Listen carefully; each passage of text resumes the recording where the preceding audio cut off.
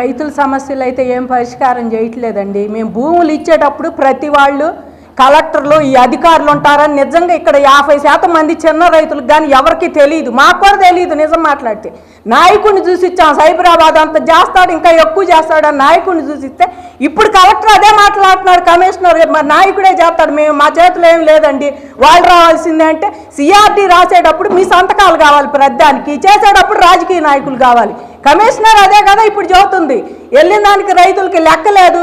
మరి గోవిందమ్మ గారు అన్నట్టు అసలు లెక్కే లేదు, చిన్న రైతులు పోతే వీళ్ళంతా మీరేందండి మా దగ్గరకు మీరెంత అన్నట్టు, మా నెల సంపాదన లేదు, మీ సంవత్సరం సంపాదన అవతల వాళ్ళు పోయింది అన్నట్టు చూస్తున్నారు. భూములు ఇచ్చేటప్పుడే ఓడ మల్లయ్యలు మేమందరం, ఇచ్చిన తర్వాత ఇప్పుడేం బోడి మల్లయ్యలు అనమాట, చేతిలో జిక్కారులే వాళ్ళే తిరుగుతారు మా ఆఫీసుల చుట్టూ, మా జీతాలు మాకు వస్తున్నాయని. మేమైతే చంద్రబాబు గారిని చూసే ఇచ్చామండి భూములు, ఆయన ఏదో చేస్తాడని చెప్పి.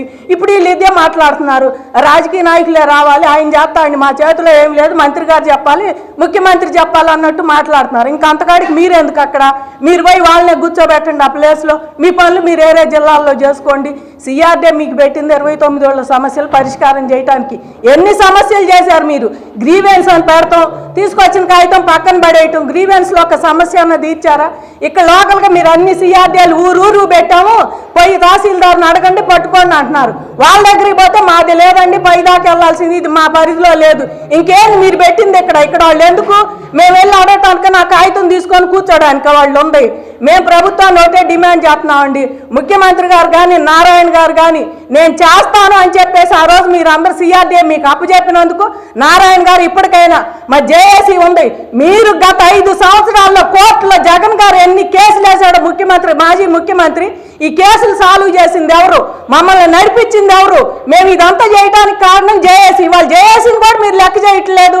మేము వాళ్ళని అండ చేసుకొని మేము మహిళలు ముందుకు వచ్చామంటే మా వెనకాల సెక్యూరిటీ ఉందనే వచ్చాం, అంతేగాని ప్రధానికి మీరు మహిళలు ఉండారు గెలిచాం వాళ్ళు చేశారంటే మా వెనకో జేఏసీ అనే సెక్యూరిటీ ఉంది. ఇన్ని కేసులు పెట్టించుకున్నా, ఒక్కొక్కళ్ళు 25 కేసులు ఆడాళ్ళ మీద పెట్టినా, ఇంకోసాటికి మేము దూకుడుగా పోయినా మా వెనకో సెక్యూరిటీ, అది జేఏసీ.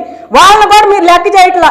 ఎప్పటికైనా రైతులు అందరి తరఫున జేఏసీ వస్తుంది, మరి నాయకుడే పెడతాడు, మేము చూసి ఇచ్చిన నాయకుడే వస్తాడో మాట్లాడటానికి, లేదా కమిషనర్ ఇప్పటికైనా కళ్ళు తెరిచి మరి ఎలాంటి వాళ్ళకి లెక్కే లేదు, ప్రెస్ మీట్లు పెట్టినా వచ్చి సమస్యలు పరిష్కారం చేస్తారో.